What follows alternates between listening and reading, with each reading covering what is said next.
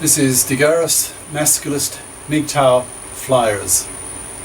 That is 2 3-page essays on the themes of masculism and MGTOW, written by and read aloud by Prof. Dr. Hugo de GARIS.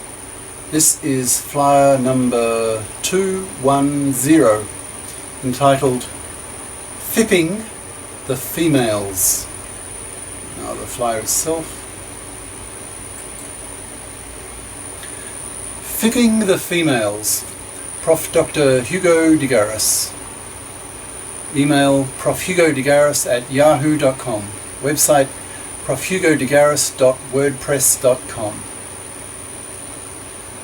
Center it a little bit better. I've been giving a bit more thought to the longer term consequences of the rise of MGTOWs, Masculists, women becoming FIPs, that's financially independent persons, and the growing moral pressure of Masculists on women to be FIPs or they won't get a man. In many countries, the proportion of women at university is higher and becoming a lot higher than men. For example, in the US, it's now about 65% or more and constantly rising. Admittedly, about half of these female university students are studying career-incompetent, fluffified subjects. A fluffy is a traditional woman who expects to parasite off the money of a robot male, who is a traditional male who expects to be parasited upon by a fluffy wife. But generally speaking, women are becoming more and more FIP, which is great. It's what the Masculists really want. Being a FIP and having the self-image of being a FIP is a necessary but not sufficient condition for a Masculist to have a relationship with a woman. MGTOWs don't even do that. They simply refuse to have relationships with women, period. Well, many. Masculists are prepared to have relationships with women and have kids, provided that their female partners are FIPs and that the gender laws have been made men fair, which is far from being the case today, given the takeover of the divorce courts by fluffy feminists. That is, feminists who have had their feminist consciousness raised but not their masculist consciousness raised, who still have traditional fluffy attitudes towards men, that is, seeing them as exploitable checkbooks. There's still a lot of reform in the gender laws that is needed before Masculists will consider having relationships with women. For example, the creation of a paternity rejection right, equivalent to the female maternity rejection right, also known as aka abortion right, and a host of other legal and social discriminations against men. Sooner or later, men will have to get back to having babies or our populations will die out, as is already happening with the young generation. 70% of young men under 35 in the US refuse to marry or have kids. Women are becoming more FIP every year and acquire the habit and self-image of being FIPs. FIP women are much less likely to parasite on men and fleece them via the fluffy feminist-dominated divorce courts. Once the fluffy feminists have been purged from the divorce courts, as must happen by the gender politicians or populations get wiped out, then having a relationship with a woman and having a kid with her will become a lot less toxic for a man. So they will become more inclined to see women as less toxic, less dangerous. So after divorce, they will not fear losing their kids, their house, their income, and having to pay for a parasitic, fluffy ex-wife who has no moral or legal obligations on her to force her to get off her fat parasitic ass and pull her weight financially by getting educated and earning a good salary and stop leeching off a man.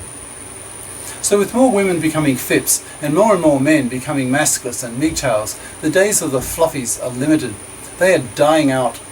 They're being seen increasingly for what they are, as immoral, as parasites, as slavers of men, as vermin, to be wiped out. The message is getting out. If you, a female, want to have a man, have a career, fluffies will rot on the shelf. Women are hearing this message and want in increasing numbers to be FIPs. They know that men are less and less inclined to be robot males. They know the supply of robot males is drying up. So if they want to eat, they will not be able to parasite off a robot male the way their mothers did. They are now more and more conscious that the choice is between becoming a FIP or being poor and manless, loveless, sexless, and especially childless. A bleak choice, so they become FIPs. Soon, There will be so few robot males that the competition amongst fluffies and fluffy feminists for them will be so fierce that those fluffies and fluffy feminists who start declaring themselves anti-feminists will be at an advantage in attracting robot males, as robot males do not want a relationship with a male-dumping, misandrist, fluffy, feminist bitch. A decade from now, nearly all fluffies and fluffy feminists will be declaring themselves, publicly at least, to be anti-feminist, but perhaps remaining crypto-feminists privately. Masculists will increase the moral pressure on society that women are to be FIPs, or women will be shunned morally by an increasingly hostile culture that sees fluffies as slavers of men, and hence indirectly as exterminators of whole populations, since it is the toxicity of marriage and the fluffy feminist-dominated divorce courts that has caused the birth rate to crash. So longer term, fluffies will die out. Fluffy feminists will die out. Women will nearly all be FIPs, and the gender politicians will have made the gender laws men fair, so that the population can stop crashing due to men being more willing to have relationships with women and have kids. How long will all this take? Hard to say. I suspect that within a decade, being a fluffy will be considered taboo by society. To be labelled a fluffy will be the kiss of death to a woman who hopes to get a man. Everyone will be educated into the idea that women must be FIPs or rot on the shelf, or be spat at by both sexes by being slavers of men, as being immoral parasites. How long before the gender politicians reform the gender laws, the divorce courts, create a para, etc.? That depends on how quickly the masses can organise and put real political pressure on the gender politicians and can influence the broadcast media strongly. So the timing depends on the level of political commitment of the masculists.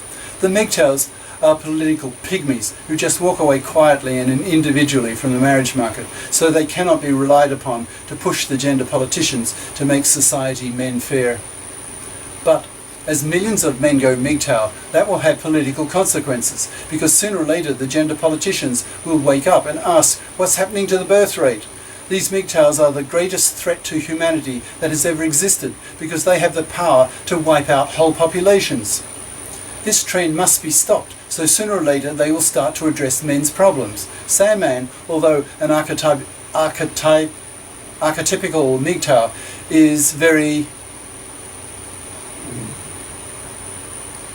political, because he devotes his life to churning out a MGTOW video daily, influencing a growing number of men to become MGTOW, and indirectly putting the fear of God into fluffies, who are afraid that they will not be able to find a robot male to parasite upon, because the supply of them is drying up fast due to the ideological influence of the Masculists and MGTOWs. In short, the days of the fluffies and the fluffy feminists are limited. Their ideologies will become a historical backwater as the real power of the Masculists and MGTOWs to crash the birth rate takes centre stage and forces the necessary reforms to make society men fair. And that's it. So I've already given the email and website and so forth, so ciao.